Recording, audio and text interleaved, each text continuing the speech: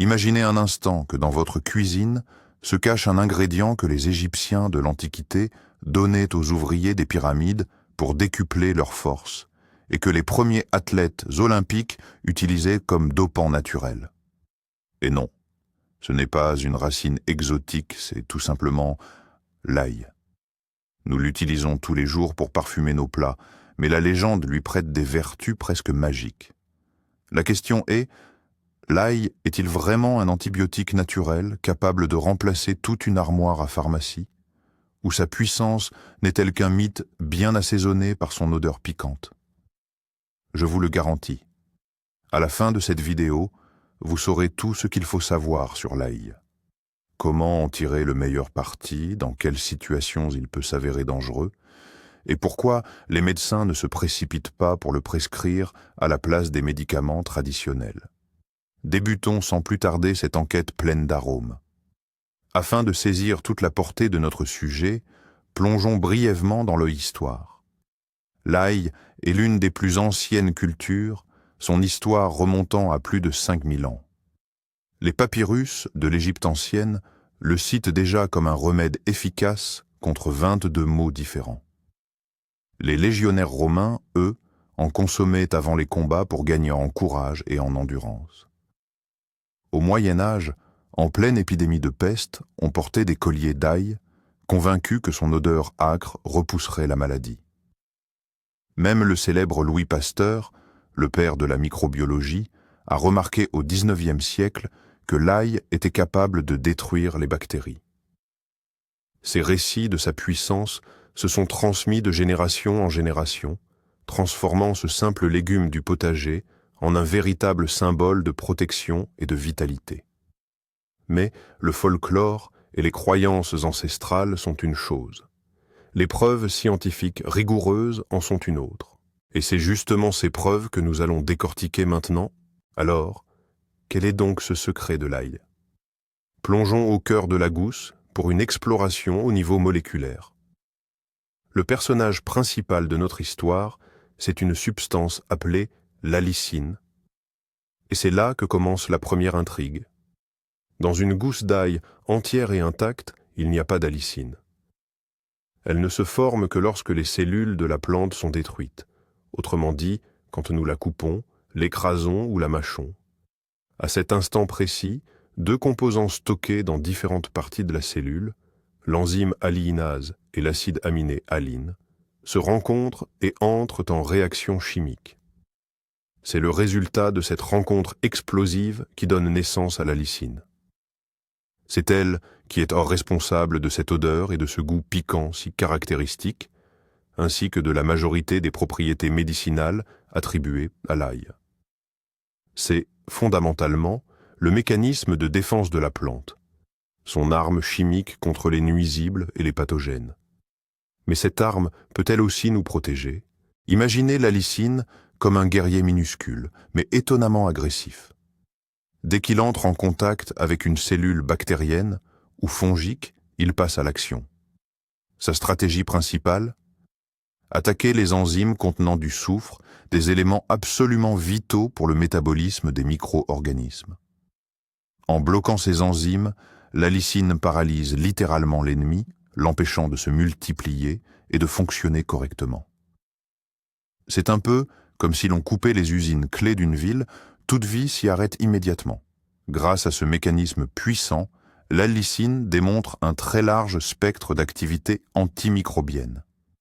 Elle est efficace contre les bactéries à Gram positifs et à Gram négatifs, les levures pathogènes, y compris la tristement célèbre Candida, et même contre certains virus et protozoaires. Cette polyvalence en fait un objet de recherche particulièrement séduisant. Mais dans quelle mesure cette puissance observée en laboratoire est-elle réellement applicable dans la vie de tous les jours? Abordons maintenant le mythe central. L'ail peut-il vraiment se substituer aux antibiotiques prescrits par votre médecin? La réponse, en bref, est un non catégorique. Et il est essentiel de bien comprendre pourquoi.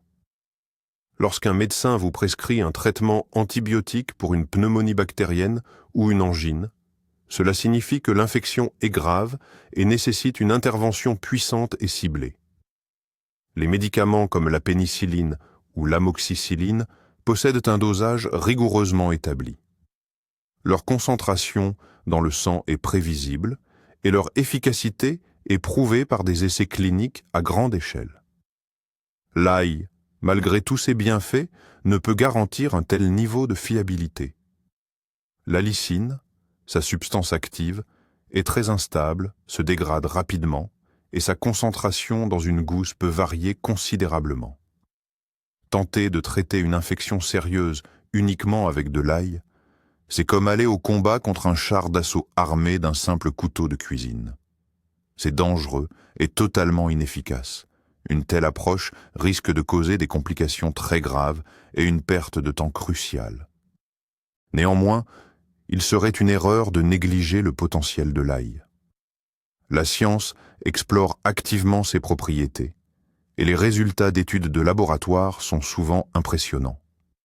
Lors d'expérimentations in vitro, c'est-à-dire en éprouvette, les extraits d'ail et l'allicine pure montrent une activité remarquable. Ils parviennent à inhiber la croissance de bactéries dangereuses, notamment le staphylocoque doré, Escherichia coli, la salmonelle ou encore Helicobacter pylori, responsable des ulcères gastriques. Mieux encore, certaines études suggèrent que l'ail pourrait être efficace même contre des souches bactériennes ayant développé une résistance aux antibiotiques conventionnels. Cela ouvre des perspectives passionnantes. Les chercheurs étudient sérieusement la possibilité de créer de nouveaux médicaments basés sur les composés sulfurés de l'ail. Ainsi, bien que l'ail ne remplace pas les antibiotiques, il demeure une source d'inspiration majeure pour l'avenir de la recherche pharmaceutique. Mais pourquoi est-ce que ce qui est si prometteur en laboratoire n'est pas toujours aussi efficace une fois à l'intérieur de notre corps? C'est là que nous rencontrons le problème de la biodisponibilité. Comme nous l'avons déjà mentionné, l'allicine est une molécule sprinter. Elle est extrêmement active, mais sa durée de vie est très courte. Une fois dans l'organisme, elle se transforme rapidement en d'autres composés sulfurés. De plus, l'environnement acide de l'estomac et les enzymes digestives contribuent également à sa dégradation.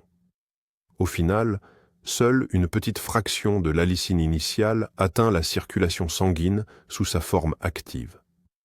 C'est la principale raison pour laquelle manger une tête d'ail n'est pas l'équivalent de prendre un comprimé d'antibiotiques. Les médicaments pharmaceutiques, eux, sont spécifiquement conçus pour être stables, bien absorbés, et pour atteindre la concentration requise dans les tissus cibles. Avec l'ail, le processus est beaucoup plus complexe et moins prévisible. C'est pourquoi les scientifiques travaillent actuellement à l'élaboration de formes plus stables d'allicine et d'autres composés dérivés de l'ail. Bon, nous avons fait le point sur les infections sérieuses. Mais qu'en est-il du simple rhume de saison? Presque toutes les familles ont leur petit remède de grand-mère. Dès que ça commence, avale une gousse d'ail. Est-ce vraiment efficace? Sur ce point, les données scientifiques sont plus optimistes, bien qu'elles restent mitigées. Plusieurs études se sont penchées sur l'impact des compléments à base d'ail sur la fréquence et la durée des infections respiratoires. Par exemple, une étude bien connue a révélé que le groupe qui prenait des capsules d'ail était atteint de rhume significativement moins souvent que le groupe sous placebo. Et même lorsque les participants contractaient un rhume, leur rétablissement était plus rapide. C'est un résultat très prometteur. Cependant, d'autres analyses et recherches plus récentes n'ont pas réussi à fournir des preuves aussi solides. Les scientifiques s'accordent généralement à dire que l'ail possède un certain potentiel pour la prévention du rhume, sans doute grâce à la stimulation du système immunitaire. Mais il est encore prématuré de le considérer comme un remède miracle ou un sauveur à toute épreuve. Des recherches plus vastes et de meilleure qualité sont nécessaires pour confirmer ces pistes. S'il y a un domaine où l'ail se révèle être un véritable super-héros, c'est bien celui de la santé cardiovasculaire. C'est probablement sa propriété la plus étudiée et la plus documentée. De nombreuses études confirment que la consommation régulière d'ail ou de ses extraits peut réduire la tension artérielle de manière modérée mais stable. L'effet est comparable à celui de certains médicaments antihypertenseurs de première intention. Ce mécanisme est lié à la capacité des composés de l'AI à détendre les parois des vaisseaux sanguins, ce qui améliore la circulation sanguine. Par ailleurs, l'ail a un impact positif sur le taux de cholestérol. Il contribue à diminuer le taux de mauvais cholestérol, les lipoprotéines de basse densité, ainsi que le cholestérol total, sans affecter le bon. Cette double action, réduction de la tension et amélioration du profil lipidique, fait de l'ail un allié précieux dans la prévention de l'athérosclérose, des crises cardiaques et des AVC. Pour rester dans le domaine cardiovasculaire, il est essentiel d'aborder une autre propriété majeure de l'ail, son impact sur la coagulation sanguine. Les composés présents dans l'ail possèdent des propriétés antiagrégantes. En termes simples, ils empêchent l'excès les plaquettes, ces cellules sanguines responsables de la formation des caillots, de s'agglutiner entre elles. Cet effet de fluidification du sang est extrêmement bénéfique pour prévenir la formation de thromboses, qui sont les principales causes des infarctus du myocarde et des AVC ischémiques. Cependant, cette médaille a son revers. C'est précisément à cause de cette propriété que l'ail doit être consommé avec prudence par les personnes suivant déjà un traitement anticoagulant comme la warfarine. L'association des deux peut démultiplier l'effet et augmenter considérablement le risque d'hémorragie. De plus, les médecins recommandent fortement d'arrêter la prise de suppléments à base d'ail et de limiter la consommation d'ail frais 1 à 2 semaines avant toute intervention chirurgicale programmée.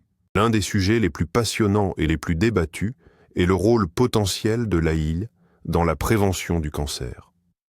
Soyons clairs d'emblée, l'ail n'est pas un remède contre le cancer.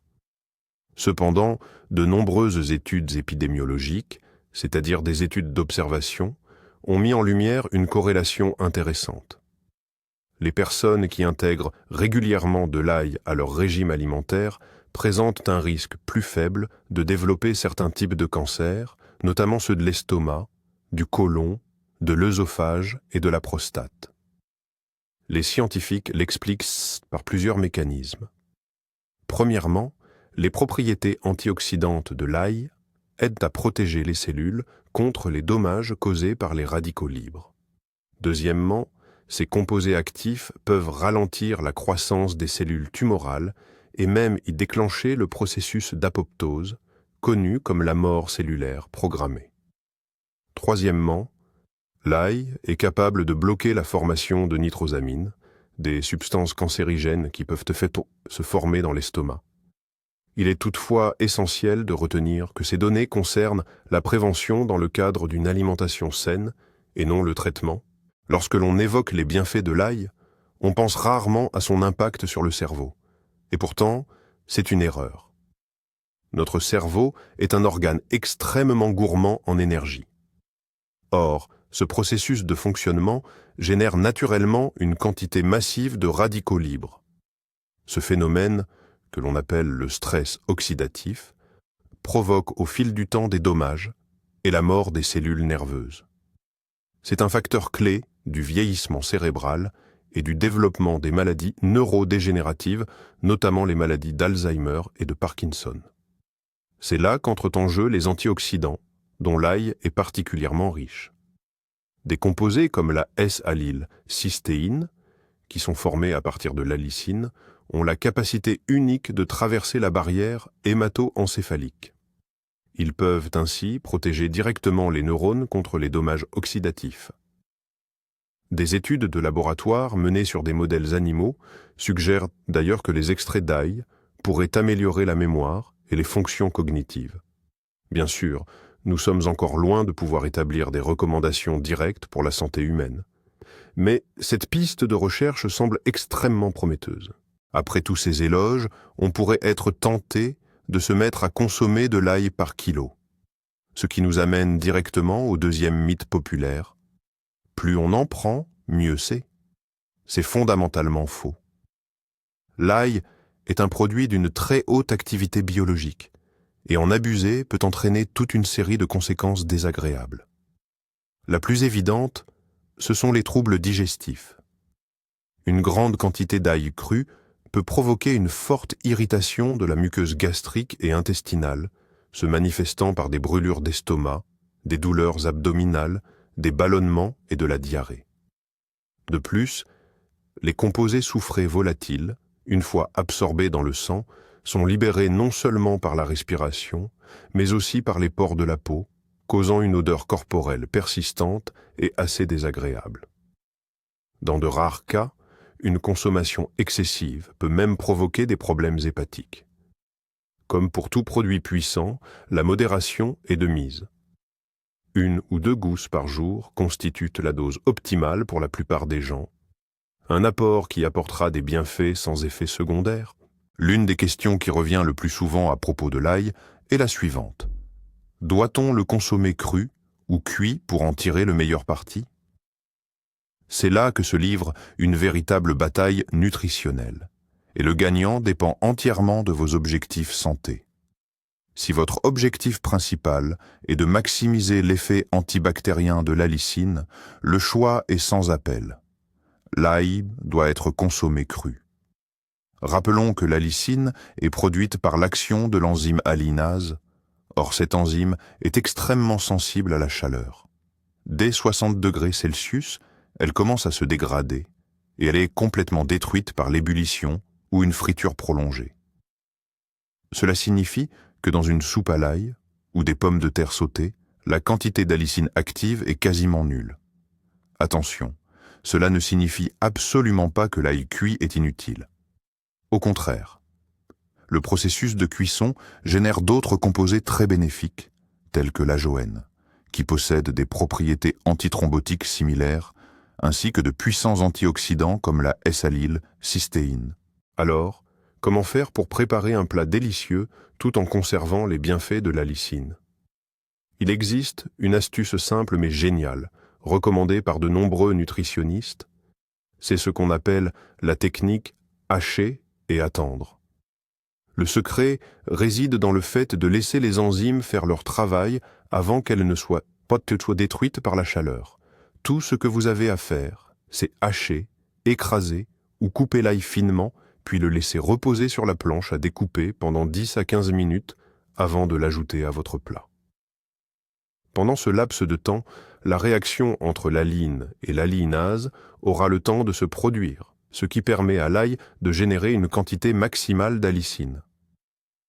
Des études montrent que cet ail activé conserve beaucoup plus de ses propriétés antimicrobiennes, même après une brève cuisson. Cette étape simple ne vous coûte rien, mais elle vous permet de tirer beaucoup plus de bénéfices de votre aromate préféré. Le marché actuel propose l'ail sous de nombreuses formes, gousses fraîches, poudre séchée, capsules huileuses ou encore comprimés d'extrait. Comment s'y retrouver et que choisir ?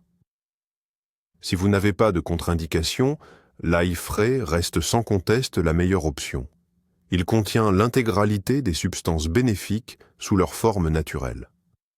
La poudre d'ail est une alternative pratique, mais une grande partie de l'allicine est malheureusement perdue durant le processus de séchage. Quant aux compléments à base d'ail, la question est encore plus complexe. Leur principal avantage est l'absence d'odeur et un dosage standardisé. Cependant, la qualité peut varier énormément d'un produit à l'autre. Les capsules à base d'huile sont généralement considérées comme les moins efficaces, car l'allicine est instable au contact des graisses. Il est préférable d'opter pour des comprimés dotés d'un enrobage entérique spécifique ou d'une couche gastro-résistante. Cette enveloppe protège les ingrédients actifs contre l'acidité de l'estomac et leur permet d'être libérés uniquement dans l'intestin. Lors du choix de votre complément, recherchez impérativement sur l'emballage la mention potentiel de libération d'allicine, c'est l'indicateur de qualité le plus crucial. Même si l'allicine est le composé vedette de l'ail, il serait dommage d'oublier ses autres précieux composants. L'ail est en réalité un véritable trésor de nutriments bénéfiques. Par exemple, le S-allyle-cystéine, déjà mentionné, est un puissant antioxydant. Il est très bien absorbé par l'organisme et on le trouve en grande quantité dans l'extrait d'ail vieilli. L'ail contient également des flavonoïdes, comme la quercétine, reconnus pour leurs propriétés anti-inflammatoires. C'est aussi une excellente source de manganèse, un minéral essentiel à la santé des os et au bon fonctionnement du métabolisme. On y trouve la vitamine B6, cruciale pour le système nerveux, ainsi que la vitamine C, qui soutient l'immunité.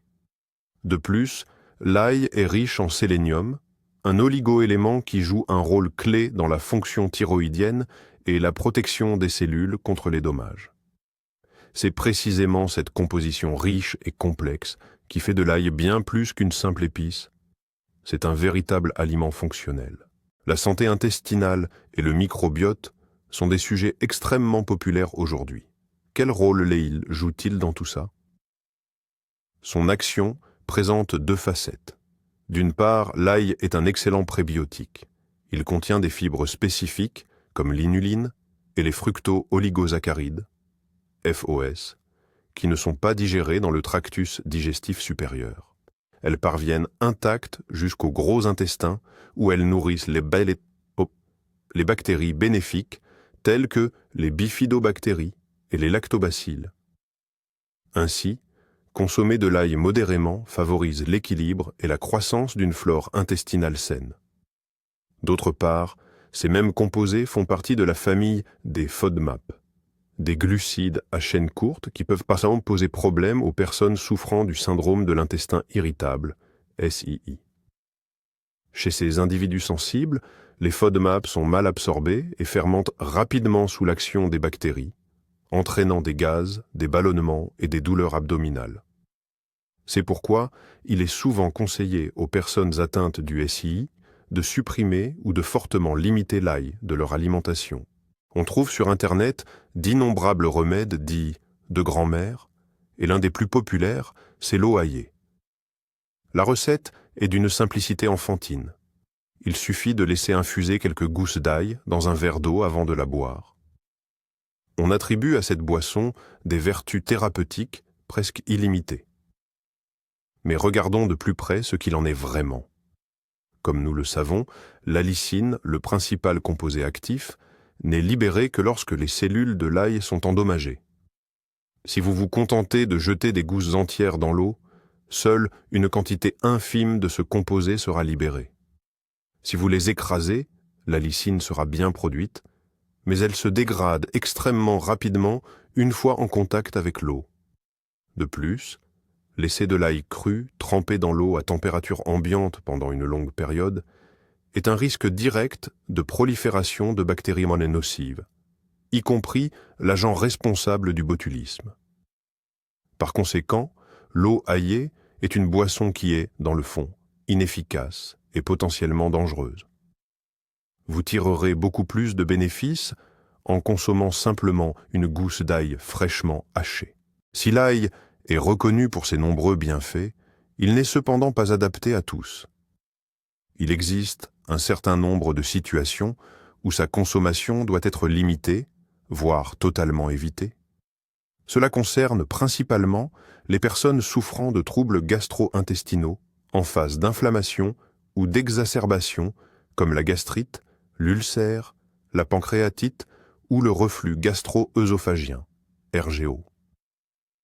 L'ail peut fortement irriter les muqueuses digestives et par conséquent aggraver les symptômes. Comme nous l'avons déjà mentionné, il doit également être évité par les personnes souffrant de troubles de la coagulation ou celles qui suivent un traitement anticoagulant. La prudence s'impose aussi pour les personnes souffrant d'hypotension, c'est-à-dire une pression artérielle trop basse, car l'ail est susceptible de la faire chuter davantage. Bien que l'allergie à l'ail soit rare, elle n'est pas impossible. Enfin, Le bon sens nous rappelle qu'il vaut mieux éviter d'abuser de l'ail juste avant une réunion importante ou un rendez-vous galant. Écoutez toujours votre corps et, si vous souffrez de maladies chroniques, consultez systématiquement votre médecin traitant. Oublions un instant l'aspect purement médical pour considérer l'ail sous un autre angle, celui du roi de la cuisine. Il est tout simplement impossible d'imaginer la gastronomie mondiale sans lui. Pensez aux pâtes italiennes, aglio et olio, où l'ail et l'huile d'olive fusionnent pour créer un arôme divin. Ou encore à la soupe française, l'aigo bullido, entièrement dédiée à l'ail. En cuisine asiatique, on le retrouve pratiquement partout, des sautés chinois, appelés stir-fry, au curry thaïlandais. Dans le régime méditerranéen, reconnu comme l'un des plus sains au monde, l'ail est un ingrédient absolument incontournable. Il est capable de sublimer le plat le plus simple, de lui apporter de la profondeur, du piquant et de la complexité. Il est l'allié parfait de la viande, du poisson, des légumes, des légumineuses et des céréales. C'est un véritable soldat universel qui rend notre nourriture non seulement plus saine, mais aussi infiniment plus savoureuse. Et c'est peut-être là que réside sa plus grande magie, dans sa capacité à nous apporter à la fois la santé et le plaisir. Alors, après avoir entendu tout cela, comment intégrer intelligemment ce super aliment à votre alimentation de tous les jours? Voici quelques astuces simples. D'abord, privilégiez toujours l'ail frais à la poudre. Deuxièmement, n'oubliez pas la règle d'or, hachez et patientez 10 minutes avant la cuisson. Pour le consommer facilement, incorporez l'ail fraîchement haché à vos vinaigrettes. C'est simple et très sain, surtout quand il est associé à l'huile d'olive et au jus de citron. Vous pouvez aussi frotter une gousse d'ail sur du pain grillé pour réaliser des bruschettas très aromatiques. Dans les soupes, les sauces ou les plats mijotés, ajoutez-le en toute fin de cuisson. Cela permet de préserver au maximum ses bienfaits et de minimiser la perte de nutriments. Enfin, pour contrer l'odeur persistante en bouche, il suffit de mâcher un brin de persil frais, de boire un verre de lait ou de croquer dans une pomme. L'essentiel, c'est la régularité et surtout la modération.